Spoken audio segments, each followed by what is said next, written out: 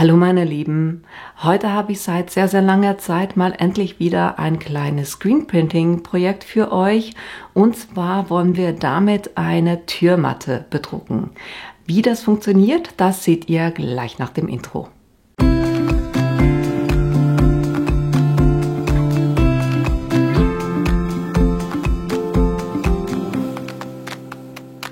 Damit ihr dann beim Design gleich ein bisschen besser versteht, warum ich was wie mache, von der Größe her zeige ich euch kurz das Konstrukt. Ich habe mein Brett, wo ich die beiden Binden angemacht habe, um den Screen zu halten. Und da drinne habe ich einen Teil der Fußmatte so hingelegt. Das heißt, ich werde diesen Bereich hier printen. Ich habe eine Matte, die hat leichte Unterschiede in der Höhe. Das wird ein bisschen eine Challenge, ich muss dann gucken, vielleicht muss ich mit dem Pinsel dann trotzdem kleinere Ebenen so ein bisschen ausgleichen. Von der Lesbarkeit gucken wir an. Natürlich ist es einfacher, wenn ihr eine Matte habt, die eben ist, aber eben, ich verwende nicht diese braunen, die Borsten hat, sondern ich nehme für Screenprinten, nehme ich solche Matten, die so gewebt sind. Das funktioniert massiv einfacher. Dann gehe ich auf der Seite aus dem Brett raus und da habe ich ganz einfach mit einem Buch quasi dieselbe Höhe erstellt.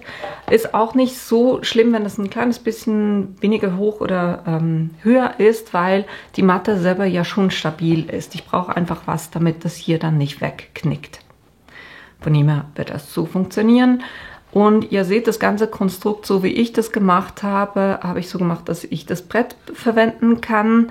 Ihr könnt auch einen größeren Screen nehmen, wenn ihr hier in der Mitte der Matte was drucken wollt und dann ganz einfach ein Brett nehmen und diese Scharniere auf dieses Brett festschrauben und dann das Brett irgendwo an eurem Tisch mit Winden festmachen und so seid ihr dann weniger eingeschränkt von der Größe her, vom Brett her, und mit einem größeren Screen kommt ihr dann halt eben auch in die Mitte der Matte. War bei mir, würde das hier hinten, steht das an. Das geht, ich kann hier jetzt mit dem Konstrukt, so wie ich das aufgebaut habe, nur hier in dieser Ecke von der Matte drucken. Passt aber für mich, weil genau das will ich auch machen. Von dem her werde ich das Design von der Größe hier anpassen, dass es auf meinen Screen passt, und der ist von der Länge her 35 cm und von der Breite her ist der 25 cm. Das heißt, ich muss gucken, dass ich die Folie, die ich ausschneide, und das Motiv hier drauf Platz hat. Und dann halt trotzdem noch ein bisschen auf den Seiten Platz, damit ich da nicht komplett ans Holz rankomme. Und ja, ich werde es dann auf den Screen eher in dem Bereich hier oben anbringen, damit ich ein bisschen flexibler von der Matte platzieren. Das ist das Setup und ja, jetzt gehen wir hin und erstellen kurz das Design. Ich habe vom Design her einen Schriftzug genommen, Nice Shoes, Ausrufezeichen, und dann Take them off. Also ein sehr simples Design. Ich versuche da auch beim Screenprinting nicht so extrem klein zu gehen. Das Nice Shoes, das ist ein Schriftzug, da habe ich, mal gucken, was ich da verwendet habe. Es ist keine Cricut-Schrift, sondern es ist eine, die ich von Dafont habe. Und zwar heißt die Hello Austin. Und wenn ihr solche Schriften macht, dann nicht vergessen, dass ihr die verschweißen müsst, damit da nicht die einzelnen Sachen voneinander geschnitten werden. Das ist das eine. Und das andere, da habe ich den Text gewählt, Franklin Gothic Heavy. Das ist auch eine von den Systemschriften, die, würde ich behaupten, habe ich von Adobe. Aber guckt da mal, die andere von Dafont. Ihr findet bei Dafont wirklich super coole Schriften, wenn ihr bei den Schriften von Cricut selber nicht fündig werdet für etwas, was für euer Design passt. Dann habe ich hier noch Linien hinzugefügt, 2. Das habe ich ganz einfach, das sind quasi Quadrate die ich länglich gemacht habe. Und da könnt ihr, wenn ihr ein Quadrat habt und da die Form anpassen wollt, ne, dann könnt ihr hier oben das Schlösschen aufmachen. Dann könnt ihr das so dünn machen, wie ihr wollt. Das ist was ich gemacht habe. Und dann habe ich alles schön platziert und noch ein Quadrat ringsherum gemacht. Das hilft mir einfach, um das Ganze dann zu entgittern. Weil beim Screenprinting brauchen wir ja nicht die Schrift selber, sondern quasi das Negativ davon. Das heißt, wir werden dann die Schrift selber entgittern.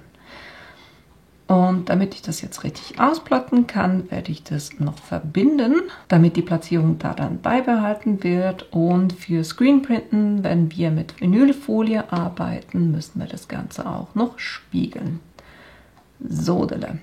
Und das ist eigentlich auch schon alles, was ich brauche. Ihr seht auch von der Größe her, ich habe die Breite, die 35 cm genommen. Das ist die Länge von meinem Screen. Und in der Höhe habe ich hier 16 cm, einfach damit ich da vom Schriftzug entfernt noch einen guten Abstand habe. Und ihr seht, dass ich das mit dem Cricut Design Space mache. Das heißt, ich werde es auch kurz mit dem Cricut Maker ausplotten, aber das könnt ihr eben mit dem Plotter machen, den ihr verwendet. Der sagt mir jetzt auch, dass er die lange Matte braucht, natürlich wegen den 35 cm, weil die Matte ist ja eigentlich auf 30,5 festgelegt. Und das passt für mich, dann werde ich einfach die große Matte verwenden.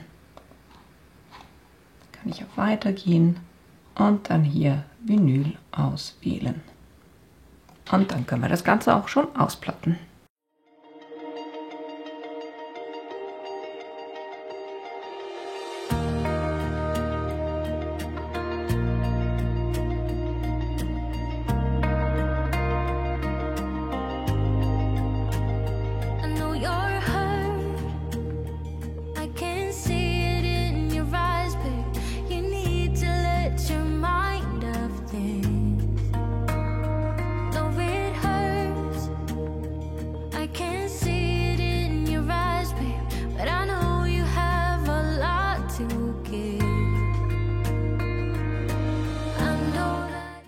Und jetzt beim Entgittern ist es eben wichtig, dass ihr quasi den Rahmen stehen lasst und die Schrift rausnehmt.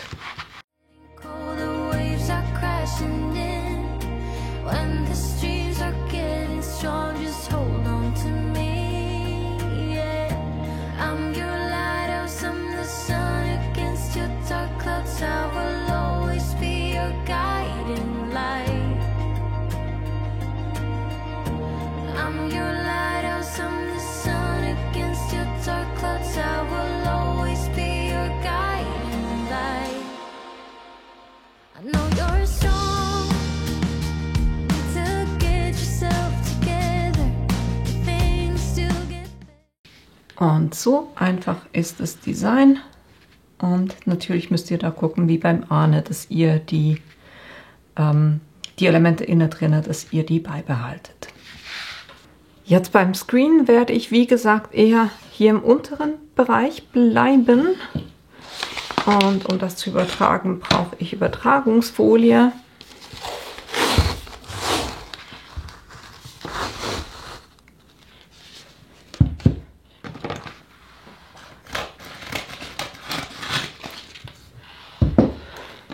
Und bevor ich die jetzt auf das Design drauf mache, mache ich das jeweils so, dass ich die Folie kurz an meinen Kleidern festklebe, weil dann hat es hier so ein bisschen Fasern drauf und es klebt nicht mehr ganz so fest, weil was wir erreichen wollen, es muss fest genug kleben, damit ich das hier von der Trägerfolie lösen kann, aber nicht fest, also nicht zu fest, damit es dann nachher, damit die Vinylfolie auf dem Sieb mehr klebt als an dem hier, damit ich die Übertragungsfolie dann auch wieder ablösen kann.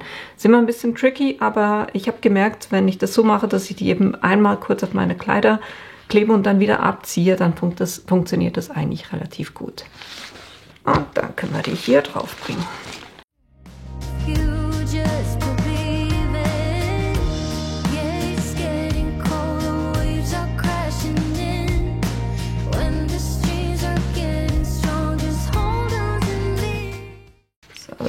Der erste Schritt Schritt hat schon mal super funktioniert. Da müssen wir den Screen natürlich umdrehen. Da muss ich kurz überlegen, in welche Richtung. Es muss bei mir nachher so auf dem Kopf stehen. Das heißt, ich werde hier in den Bereich und das Ganze quasi seitenverkehrt aufklicken.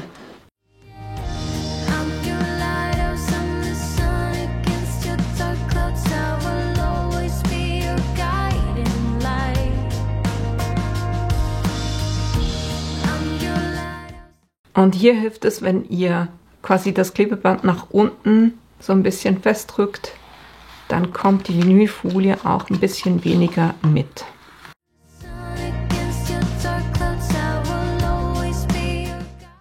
Und wenn es dann trotzdem passiert, geht ihr einfach wieder zurück und haltet das hier mit zum Beispiel dem Entgitterungswerkzeug fest.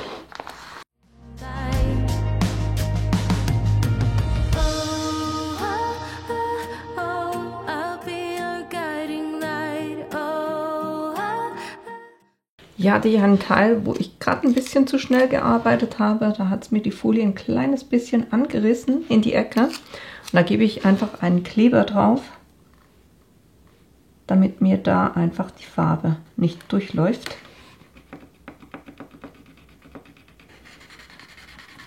Und dann haben wir das Problem auch schon wieder behoben. So, und jetzt müssen wir ringsherum das Ganze noch mit Painters Tape abdecken.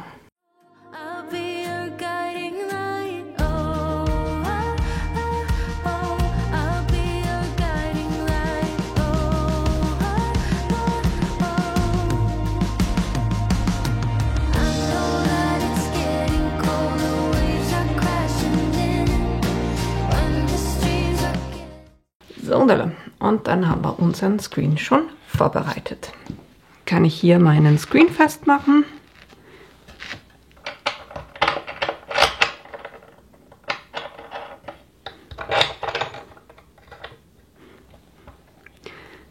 Natürlich könnt ihr das Ganze auch ohne diese Vorrichtung machen. Ich mag es halt einfach, weil ich so immer wieder nachdrucken kann und nicht Gefahr laufe, dass eben sich etwas verschiebt. Deshalb mache ich das so.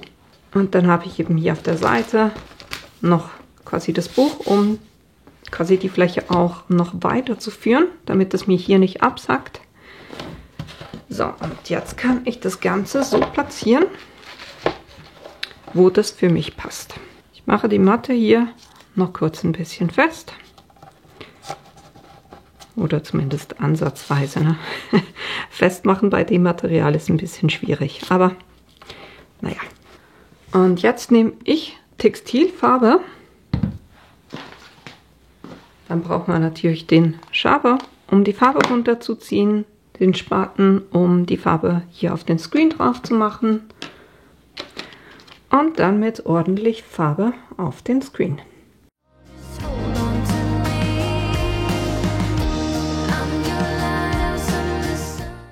Macht da wirklich ruhig genug davon drauf, weil ihr könnt, wenn das, was ihr nicht verwendet, könnt ihr dann nachher wieder abziehen.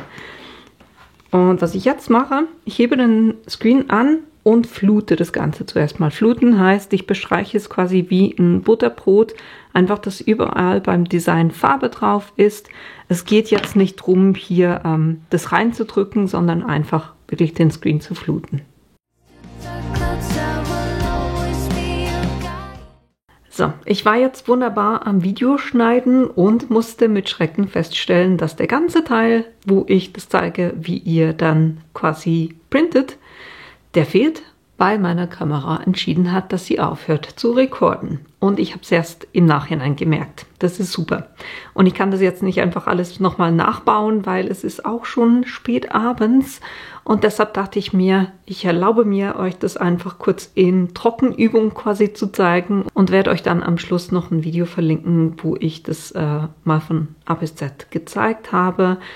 Ist eigentlich nicht schwierig. Also wenn ihr den Screen geflutet habt, das heißt, es ist jetzt überall Farbe drauf, dann nehmt ihr das Rakel und geht im 45 Grad Winkel, haltet ihr das hin, und dann geht ihr da mit Druck drüber und drückt damit die Farbe durch das Sieb durch. Und ich mache das in der Regel zweimal. Das heißt, ich gehe einmal drüber, schwenke hier am Schluss so ein bisschen, damit ich die Farbe dann immer noch auf dem Rakel drauf habe, gehe wieder nach vorne und ziehe nochmal im 45 Grad Winkel drüber. Und dann hebe ich jeweils den Screen, weil das bleibt ja alles da, wo es ist. Und dann gucke ich mir an, habe ich genug Farbe? Hat es überall alle Stellen quasi abgedeckt? Wenn nicht, gehe ich wieder runter, weil durch diese Vorrichtung verrutscht ja nichts, ne? Und dann gebe ich, je nachdem, wenn ich noch genug Farbe auf dem Screen habe, ziehe ich das einfach nochmal durch. Oder ich gebe nochmal ein bisschen Farbe drauf und ziehe dann das Ganze auch wieder durch. Einfach so lange, bis ich das Gefühl habe, ich habe jetzt wirklich genug Farbe hier drauf. Das ist alles schön abgedeckt. So, das war die Trockenübung und sorry dafür, aber ich kann es wirklich jetzt nicht einfach noch auf die Schnelle nochmal nachbilden, aber ich hoffe, das war genug Erklärung für euch. Und wenn ihr jetzt Stellen habt, wo ihr merkt, da ist er nicht ganz hingekommen, dann könnt ihr immer noch mit einem feinen Pinsel das quasi auskorrigieren.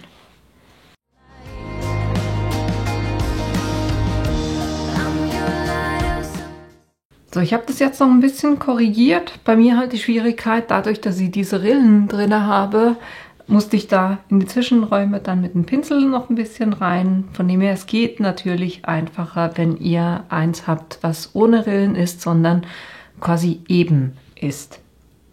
Jetzt zum Fixieren. Ich habe das jetzt eine Stunde trocknen lassen. Zum Fixieren von diesem Screenprinting der Farbe würdet ihr normalerweise das pressen. Und hier ist es aber so, weil das so in den Fasern drin ist, dass ich denke, dass ich damit nicht allzu viel erreiche. Und deshalb mache ich das so, dass ich hier mit dem Hitzeföhn drüber gehe, in der Hoffnung, dass ich hier möglichst viel von dem erreiche und sich so die Farbe auch ein bisschen festigt noch.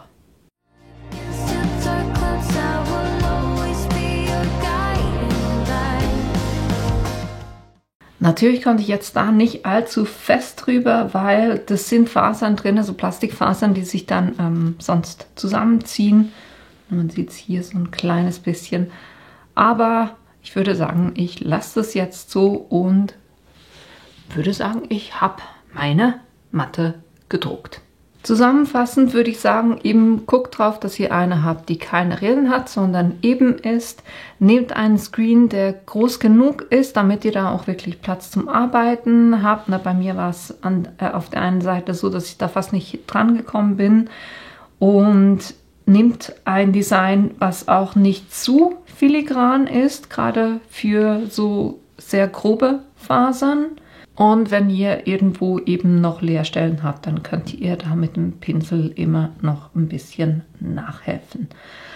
Aber das war es auch schon für heute. Das war das, wo ich euch zeigen wollte, wie ihr eben dieses Screenprinting machen könnt, auch auf Fußmatten. Ich werde euch dann auch noch einmal ein Video dann machen, wo ich euch zeige, wie das funktioniert mit diesen braunen, die quasi nur aus Stoppeln bestehen. Da funktioniert das mit dem Screen eher weniger.